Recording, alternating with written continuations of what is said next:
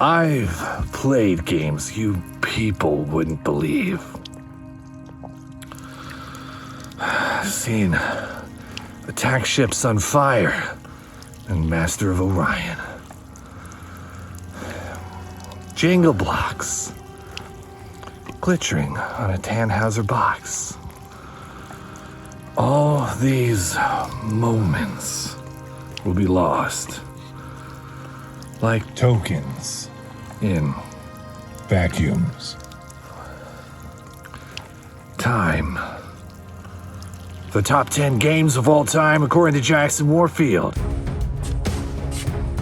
It's time for the top 10 board games according to Jackson Warfield. My name happens to be Jackson the Warfield, so I'm going to deliver this list to you. We've gone through 40 of the top 50 so far. If you'd like to start from the beginning, check the link on screen. We're going to pick up right where we left off. My number 10 game is a bluffing game. We're going to make a riddle out of all these. My number 10 board game of all time is Skull. Skull is a bluffing game, and it is my favorite pure bluffing game. Skull, if you haven't played it, is similar in feel to games like poker and Liar's Dice. The way Skull works is pretty simple. You and up to 5 other players, so it's a 6-player game, go around a table basically making bets where you can flip over a certain number of cards without flipping over a skull. Why skulls, though? The cards, when you buy this game, they're nice coasters. The production value is pretty high, which it kind of has to be to justify its cost, because this is a game you actually, in theory, could play with a deck of cards, and I've played that with a deck of cards. In fact, one of my favorite times ever playing Skull was playing with a deck of cards at an airport. Well, actually not technically an airport, technically waiting to go to the airport, but then again at the airport. I mentioned before how much I enjoy it when people who I've introduced to the game then go off and buy it themselves right after. Skull is one of the games where that has happened. Not only that, Skull is the only game where I have introduced someone to it, they've bought the game, busted it out somewhere else, and then someone else they introduced to it then bought the game themselves. So it's like an explosion of Skull, which sounds worse than it is. Are we the baddies? Sheriff of Nottingham was in the last video. Sheriff of Nottingham is also a bluffing game, but Skull and the Sheriff of Nottingham give very different feels. Sheriff of Nottingham is more like get through TSA the game. Run! Whereas Skull is more like a game that makes you feel like you're, gambling underground in Vietnam. Skull is great. And I keep calling it Skull. My copy isn't called Skulls and Roses, even though that makes it seem a little bit, nicer. One of my favorite moments in the game is where I made bids that I could flip over a bunch of roses. And when I flip over mine, because you have to flip over yours first in Skull, I had a skull there. And I was so focused on bluffing that I forgot that I was bluffing.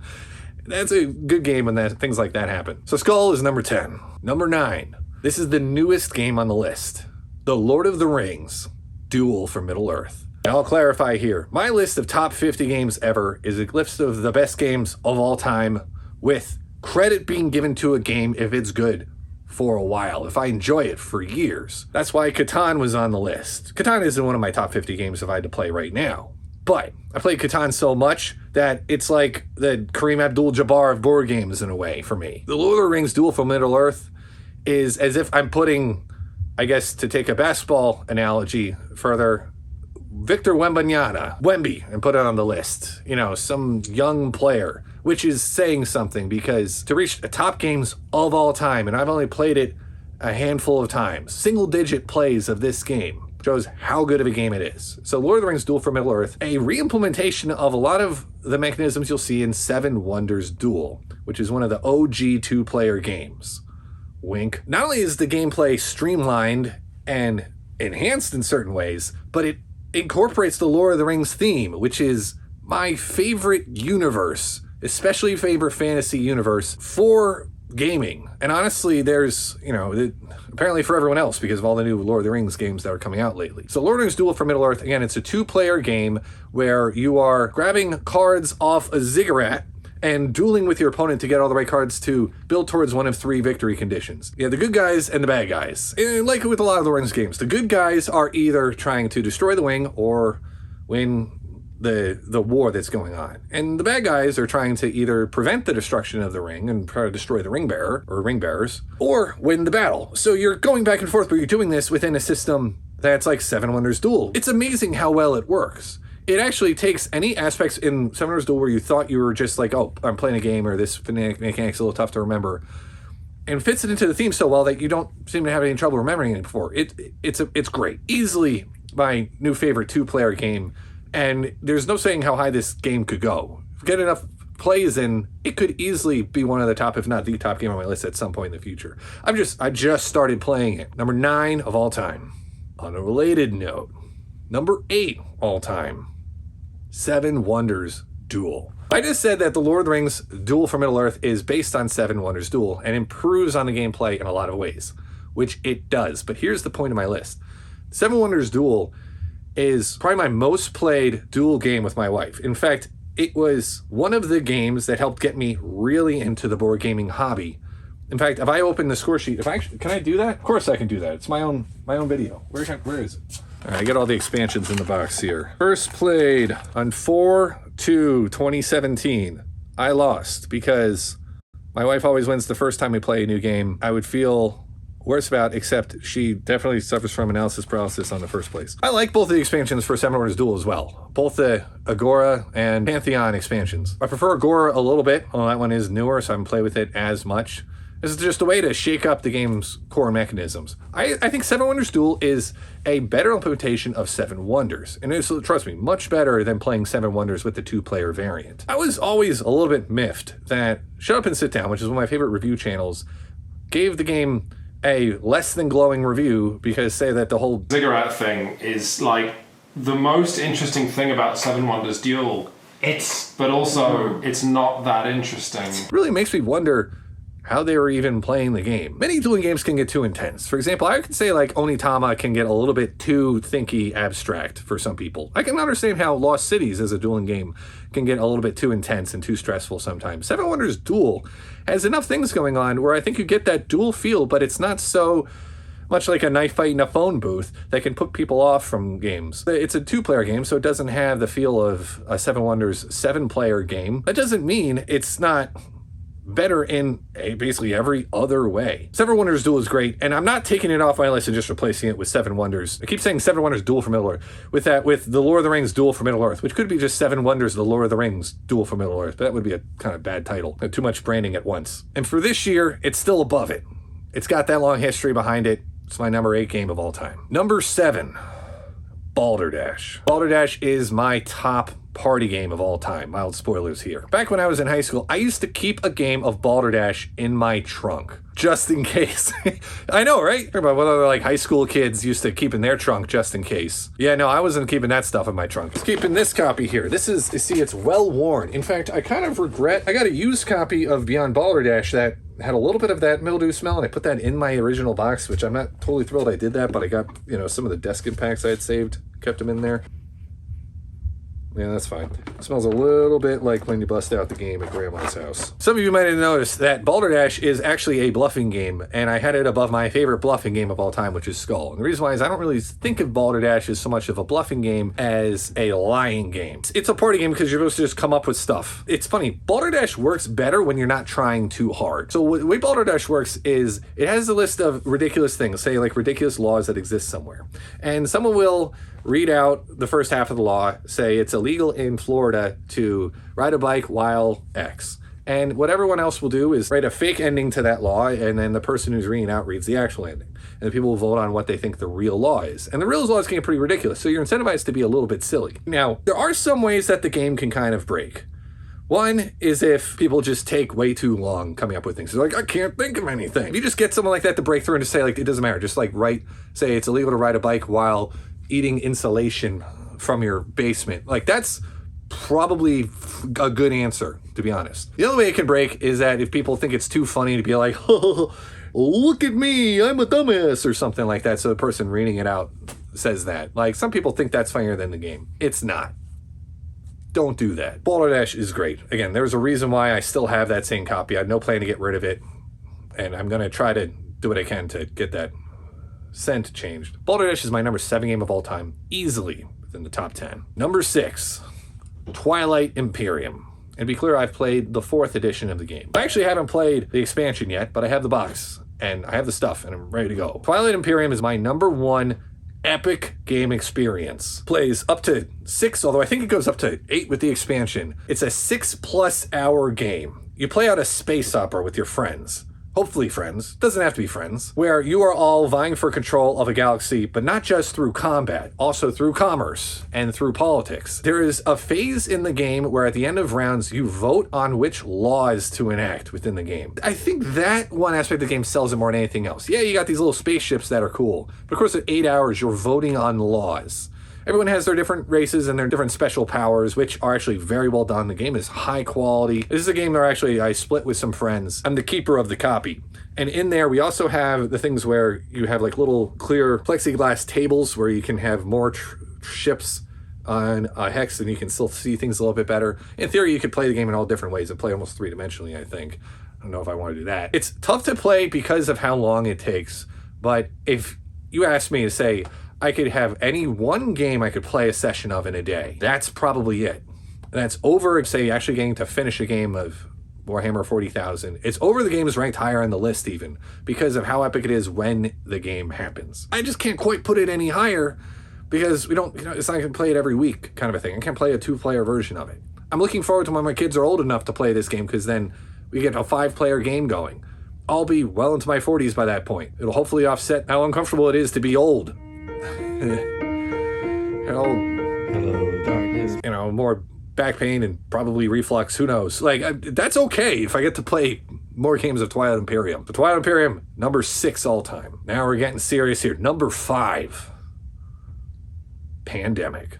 And the Pandemic Hot Zone games, which are kind of like Pandemic just with some aspects removed. Believe it or not, the first time I played Pandemic, I didn't really like it that much. It was the first edition of the game, but that doesn't really matter. I didn't quite know what to do and how to help because Pandemic's a cooperative game and it's at its best when everyone's working together to make things happen. Everyone works together with their own special abilities to control disease outbreaks that are happening around the globe. It used to be I would tell people this is my favorite game, and then also the pandemic happened, the actual pandemic, which I feel like they're kind of going away from aspects of the pandemic system name too, like with the new Lord of the Rings game designed by Matt Leacock. That's coming out in a couple months. It's not released yet, recording this in March of 2025. But Pandemic was the OG cooperative game. It's a great game to play with people who are at similar skill levels as you in the game. And when I say it's great, I mean, it doesn't get much better. I played this game multiplayer, up to 5 and 6 players at a number of people's houses, at board game nights. I played a 2-player with my wife a lot, enough that we did one on our kind of baby moon vacation before, my wife was pregnant with her first kid.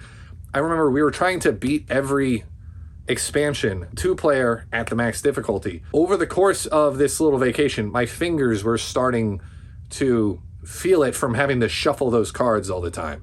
I probably should have just sleeved them, but I ended up bought a shuffling machine to do that. I was literally giving myself paper cuts over time from reshuffling the deck so much, which is, you don't even shuffle that much during the course of the game, so that's telling you anything. Pandemic, I've played the app. I love to bust out, of the games that I like to just bust out the app version sometimes, Pandemic is high up on the list because it makes a great just mobile game as well. I'll say also, this includes Pandemic Iberia. In my opinion, I would call that just still Pandemic.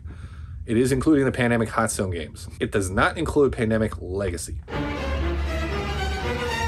Number 4, Star Realms and Hero Realms. If Star Realms were only a 2-player game, I think I would still have it above Seven Wonders Duel, and I would be calling it my favorite 2-player game ever. But it's not just a 2-player game. It can be played with more than 2, even though it's best with 2. Star Realms is a deck building game. So it takes the system, it takes the Dominion system and perfects it. Instead of just trying to accumulate victory points in a, kind of lazily themed pure deck building game, you have a still pretty pure deck building game where instead of 10 cards now in the market, you have a refreshing market, kind of like a Ticket to Ride type market. Instead of just getting points, you're attacking your opponent and getting their health down. Kind of, I think, like how a Magic the Gathering, I think you have some Magic the Gathering designers in the designing of Star Realms. The other person's health is like what you're trying to bring down, their authority. Hero Realms is almost the same thing, just some little tweaks on it, and obviously the fantasy retheme. If you like deck building at all, and you're content with that being the vast majority of the game, Star Realms is amazing. And honestly, I don't know that you can do that much of a better job with a deck building game without adding other stuff to it. Like say with Dune Imperium, where you add in a board game on top of a deck building game, or Clank, for example, where you're adding things. That deck building is just one of the mechanics. Where deck building is the chief mechanic of the game, I don't think you do much better than Star Realms. Similar to Pandemic, I don't consider Star Realms Rise of Empire as part of it. Partially because I haven't played it. I played Star Realms, the base game. I played Colony Wars. I played Frontiers. Played with all the different asymmetric starting decks with, if you want asymmetry in the game, and so a little bit of flavor, that's a great addition to the game. Same with Hero Realms. I haven't played the Hero Realms different starters, but I'm mostly 90% of the time I'm playing Star Realms and not Hero Realms. I have a lot of the expansions for it. I would like to play. I'm looking forward to playing some of the Hero Realms campaigns as well. But Star Realms is such a great game for just busting out. I have upgraded it to be in the Universal Storage box because see yourself as a bit of a collector like me. When you like a game enough, I wanted to get everything for it. I wasn't content just owning, like, say, only Colony Wars and playing the rest on the app. Great app, by the way. I should probably make a list of the top board game apps. I wanted to complete the collection. Like here, Star Realms has been enough of a positive influence on my gaming life. I wanted to have it. I have it. It's great. It's all sleeved. There's a reason for it. Star Realms is number 4 all time. And actually, if I had done this list a year ago, I probably would have had it below Pandemic, but it's past Pandemic since then, which is, again, saying something. Number 3. Now, if you've been watching my channel, you have probably an idea of what we're looking at for these top 3 games here. But number 3 is HeroScape. HeroScape, I've been playing dating back to 2006. I was first introduced to HeroScape by a couple of my friends from high school when I was visiting them at college. They said, it's like, hey, we got something we got to show you.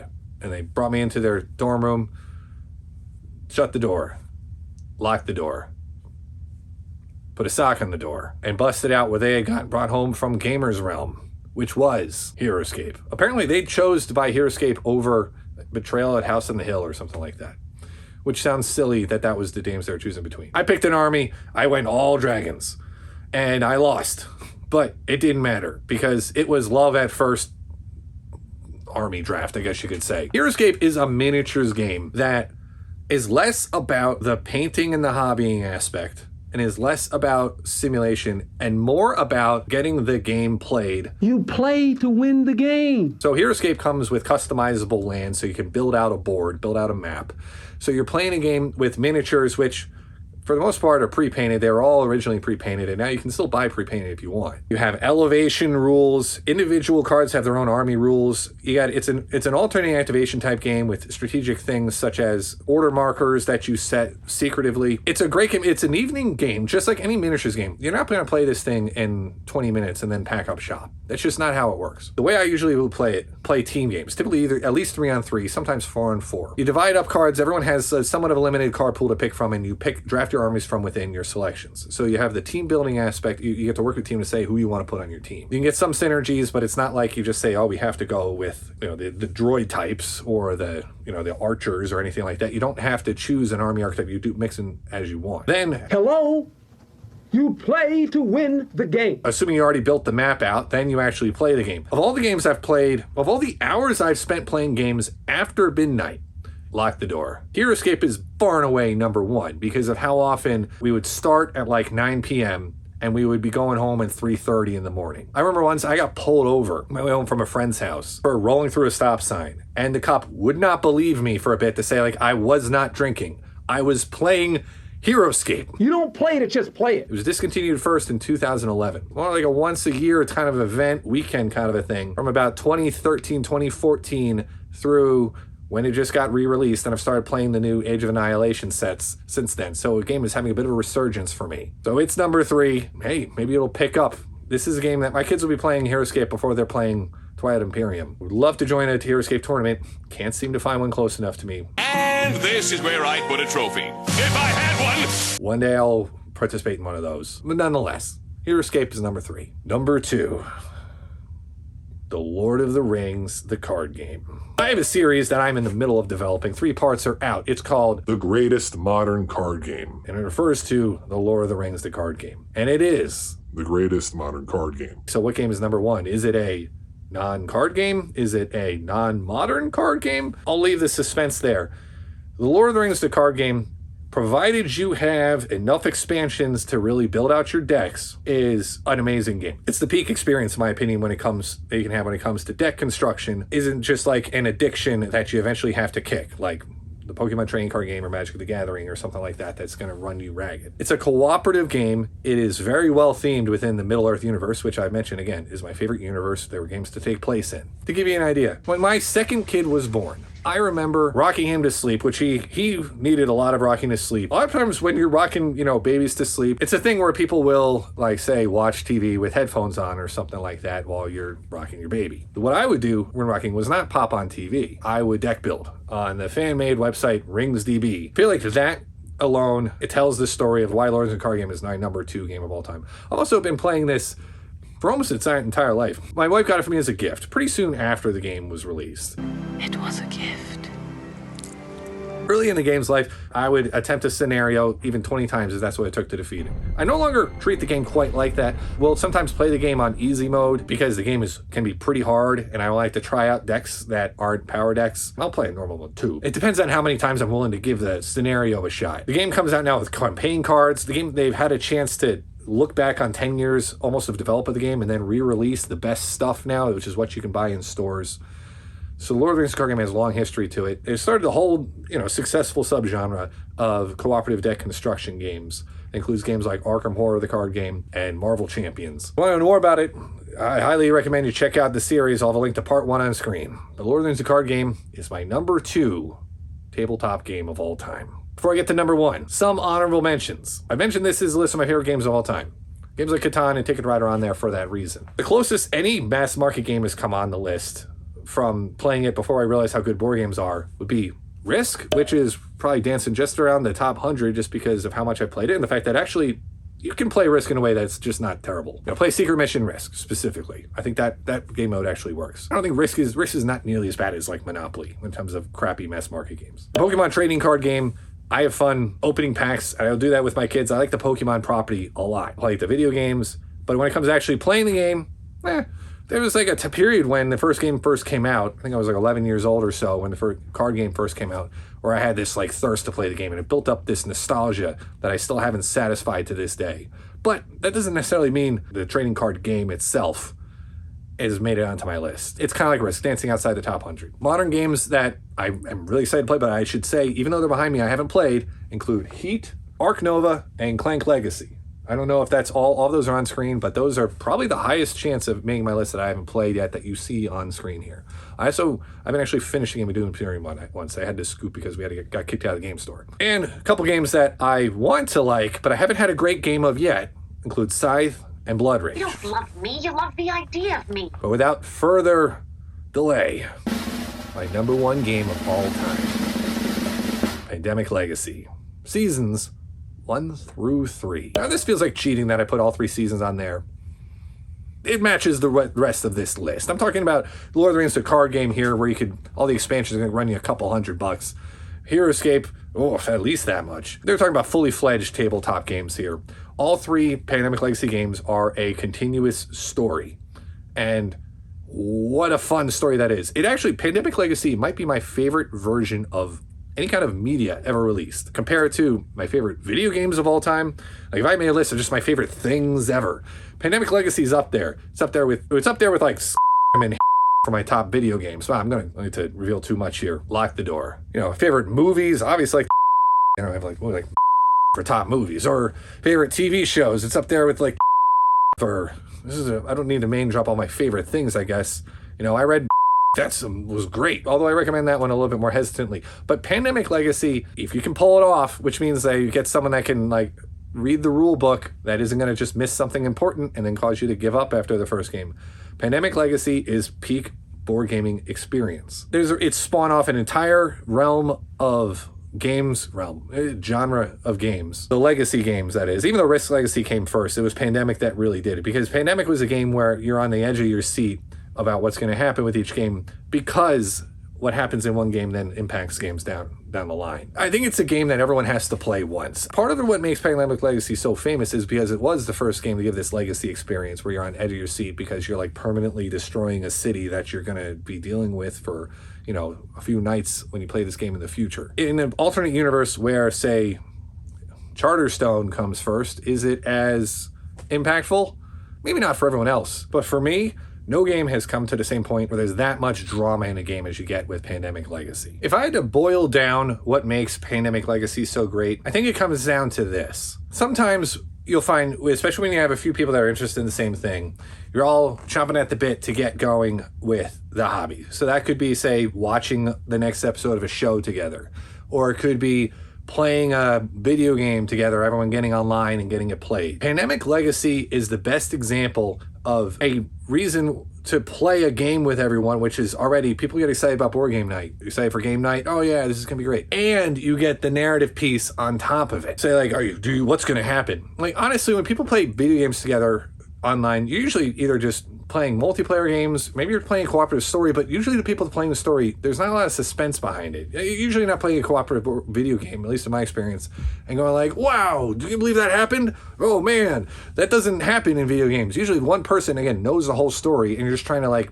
get, see the best scores and have fun solving the challenges. Pandemic Legacy, you get that, but there's legit drama of like, oh no, Sao Paulo, if we don't stop another outbreak from happening in Sao Paulo, the city's gonna fall. We're gonna have to put barriers up. We got 6 missions left, like that. We're gonna lose our medic. Our medic is scarred. Like we need a medic. We don't have anyone else to do that's as good at treatments. What are we gonna do about this? So you get that mix of it. Obviously, you don't have like interactive TV shows where you like watch TV together collaboratively. Pandemic Legacy is both a fun thing to do in a night and a narrative. That mix, greatest game of all time. If I had to rank which ones are best within it, I still would say Season 1 is the best. Season 0 is the next best. Season 0 is almost a little bit too refined because they're gonna come save you with catch-up mechanics if you screw things up. In some ways, a better designed game can be worse in that regard. Pandemic Legacy Season 2, aesthetically was pretty interesting, but was my least favorite of the 3. If it weren't for the fact that of the other 2 overshadowing it, though, it's still a good Legacy game in its own right. It's done. Yes, Mr. Frodo. It's over now. I hope you enjoyed the top 10. If you're excited to see me update this list, be sure to subscribe to Jackson Warfield's Game Room. If you haven't tried any game in this list, I wholeheartedly recommend them, and I'll see you in the next video.